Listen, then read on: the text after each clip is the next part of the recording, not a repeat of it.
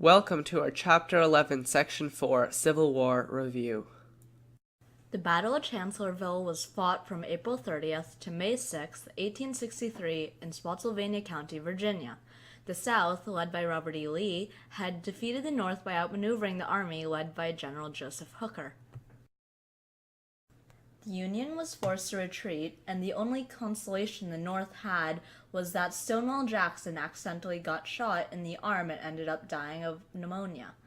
This would later become a crucial loss for the South because despite winning the battle, the death of Jackson would later lead to complications. Lee was desperately in need of supplies for his soldiers, so he pressed onward into the North despite Jackson's death.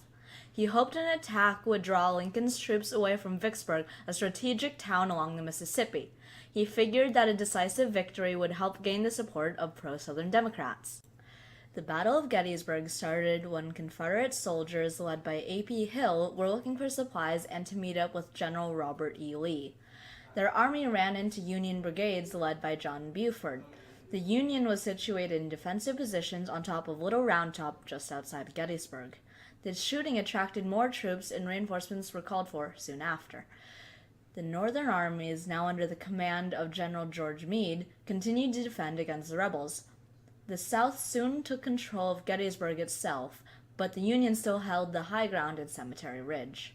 On the second day, 75,000 Confederates and 90,000 Unionists stood ready. Robert E. Lee ordered an attack on Cemetery Ridge, which was still held by the North. Longstreet's troops advanced on Cemetery Ridge and overrun the Union troops, who had left their position on Little Round Top. On the second day, 75,000 Confederates and 90,000 Unionists stood ready. Robert E. Lee ordered an attack on Cemetery Ridge, which was still held by the North. Longstreet's troops advanced on Cemetery Ridge and overrun the Union troops, who had left their position on Little Round Top. Union leaders moved to protect the position and successfully held back troops. When ammunition ran low, Union General Joshua Chamberlain ordered a bayonet charge. Many Confederates surrendered that day. On the third day, Robert E. Lee thought he could break the Union defenses and ordered an artillery barrage. The Union fired back, and the exchange of cannon fire could be heard for several hours.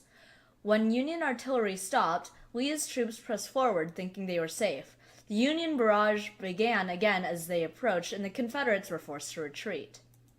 Robert E. Lee attempted one final cavalry attack, but it ultimately failed. Lee's army is left severely weakened, and it caused General Lee to give up hope of ever invading the North. During the course of the battle, over 28,000 Confederate men were killed or wounded. In the summer of 1863, the final vestiges of Confederate control on the Mississippi River were lost with the siege of Vicksburg. In order to get an amphibious landing there, a cavalry band went ahead of the Union ships along the Mississippi and harassed railway lines supplying food and supplies to the garrison and the city proper. Having distracted the majority of the 18,000 Confederate forces led by John Pemberton, the Union dropped off the 35,000-strong Army of Tennessee, led by Ulysses S. Grant and General Sherman. The fortified city lasted 8 weeks under siege. The people starved for 3 weeks after eating all the animals within the earthen fortifications. One refugee in Vicksburg, Dora Miller, wrote, "We are lucky to get a quart of milk daily from a family near who have a cow they hourly expect to be killed. I send nearly $5 to market each morning, and it buys a small piece of mule meat. Rice and milk is my main food, and I can't eat the mule meat. I am so tired of cornbread, which I never liked, that I eat it with tears in my eyes." Union ships and ironclads from the riverside shelled the city as well. Soldiers stationed inside the city stated to their general that if he could no longer feed them, they should just surrender. Pemberton later complied after a rumored aid shipment never arrived. Vicksburg surrendered July 4th, 1863. Ulysses originally took all the citizens and soldiers as captives, but after the hassle of dealing with some 25,000 people, he let them all go on the condition that they would not help the Confederate cause anymore. The Confederates were now crippled without control of the Mississippi River. On November 19, 1863, Lincoln gave the Gettysburg Address in the National Cemetery at Gettysburg, Pennsylvania. The address solidified in people's minds that the U.S. was a single combined unit, not a collection of states. The defeats at Gettysburg and Vicksburg crippled the South and cut it in half simultaneously. Lee's grand incursion into the North was all but destroyed by the loss at the Battle of Gettysburg. Not only did the Confederacy suffer roughly 5,000 more casualties than the Union, but they had less than half the population of the Union states to begin with. Never again during the course of the war was Lee able to muster quite so large a force as to go on the offensive into the North. Thus the effort that had gone into the invasion was effectively neutered. In addition to the devastating loss in Gettysburg, the Union captured Vicksburg, one of the two Confederate towns, preventing complete control of the Mississippi River, which was one of the main goals proposed in Winfield Scott's Anaconda Plan. The other defensive position was Port Hudson, which surrendered less than a week after Vicksburg fell. With sway over the Mississippi, the Union could, ironically, throw a wrench into the South's unity. Losing at both Gettysburg and Vicksburg on the same day was not a matter of kicking the South while it was down, but rather kicking it down with such force that it stayed so. Total war, the strategy developed by Grant and Sherman, was a brutal and arguably immoral tactic for winning the war. It called not only for battling with the Confederate military force, but also to inflict damage on the civilian population. The idea behind this was twofold. First, the production of food, weapons, and other goods by the civilians, which the army relied on, would be cut off, stifling their supplies even further. The second reason, not quite so tangible, was to crush the people's will to fight. In Virginia in 1864, Grant decided that the Union had such an advantage over the South in terms of sheer numbers that he could simply fight battle after battle and ignore casualty numbers. For the Union, soldiers were expendable. For the Confederacy, they were not. After over a month of brutal and bloody battles, the North had dealt a huge blow to the South's forces, despite suffering nearly twice as many casualties. Grant had achieved his goal. He had held Lee in Virginia long enough for Sherman to invade Georgia and execute on the total war strategy they were both so keen on. Without the distraction of an offensive into the North, Confederate soldiers were left with plenty of time to find out about the conditions their families were living in. With a shock of reality, many men had their attention turned not towards their own hunger, but towards that of their families. They abandoned the war after reading pleading letters from home describing the lack of food and other hardships. The consequences of anxiety and distrust manifested in conflict among members of the Confederate government.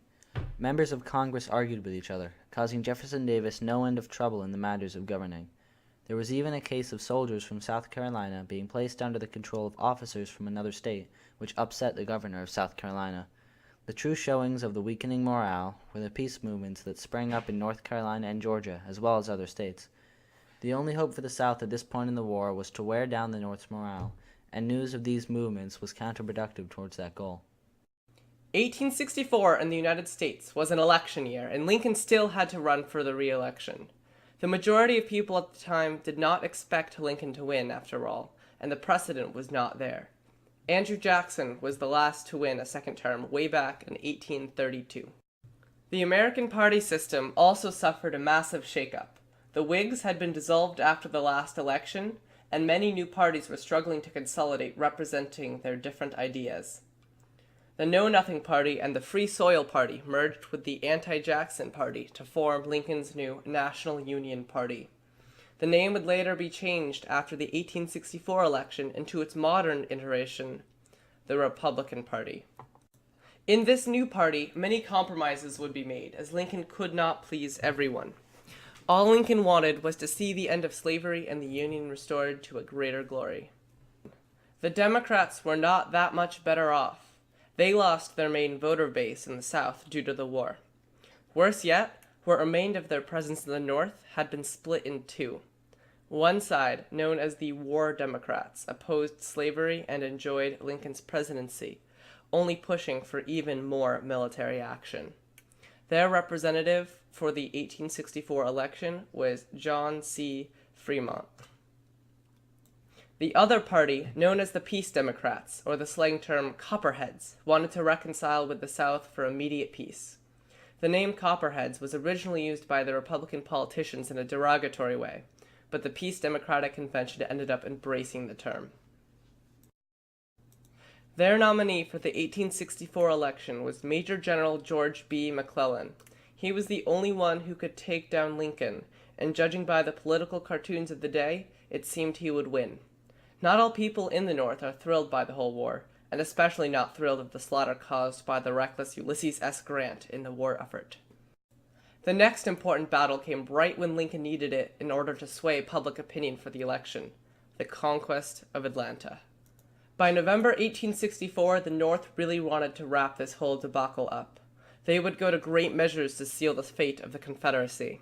They needed a plan to occupy and slice up the Confederates into many pieces. General Sherman sent his forces into the countryside of Georgia, leaving from Fort McAllister that September. In order to enable the Union armies to leave their coastal supply lines, they instituted a scorched earth policy. Every farm was pillaged and burned, and its loot was what the soldiers ate that night. This enabled General Sherman to swiftly move and destroy some of the crop production, feeding and supplying the Confederate Army, as well as hurting the already struggling Southern economy. The march to the sea turned back to Savannah after they managed to take control, burn, and loot Atlanta, Georgia. Atlanta was the largest city and railroad junction in the South. This major victory won large support for Lincoln in the up-and-coming elections that week. Lincoln won the elections that November 9th and began his ill-fated second term. The war would soon be over. The Union was beginning to advance towards Richmond, Virginia. Lee told Richmond Command and President Davis that he could no longer save the capital with his meager 50,000 men compared to the Union advance of 120,000 men. Davis responded and burned the city of Richmond to the ground, moved cabinet to Dansville, Virginia, and shredded the most important military papers. Davis had also replied to Robert E. Lee's other request for rations, which were supposed to arrive at Amelia Courthouse, but those supplies never arrived. While distracted by skirmishes and foraging for food, Lee's army became surrounded. On April 9th, now down to only 25,000 men, General Lee wrote a letter to General Ulysses S. Grant asking terms to surrender his army of Northern Virginia, and granted those still alive immunity from treason and their freedom. Grant, upon receiving the letter, arranged a meeting with Robert E. Lee at Appomattox Courthouse, Virginia. The surrender was ceremonious. However, the war continued onwards. 2 Mississippi armies fought on for more than a year after Lee's surrender, helping slave owners and people evacuate to Texas and the harassing Union armies. They too surrendered on May 26th in Galveston, Texas. A Native American Confederate Corps surrendered their Osage, Cherokee, Seminole, and Creek men on June 23, 1866. After the main armies were defeated, revolt in Texas would continue on. The CSS Shenandoah still plundered Union trade routes until it realized the war had ended 7 months later. In embarrassment, it would furl the Confederate flag in Liverpool Harbor on the 6th of November, 1865. President Andrew Johnson ended the Civil War officially on August 20th, 1866. Thus began the period of American history known as the Reconstruction.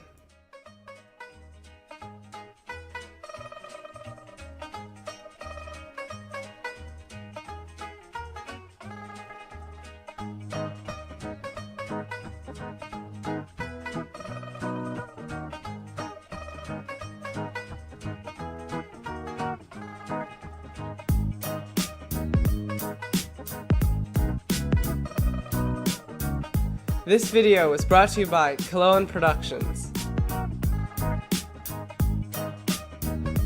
Please like this video and subscribe to this channel for random content and school projects. Thank you for watching. It is well that war is so terrible. Otherwise, we should grow too fond of it.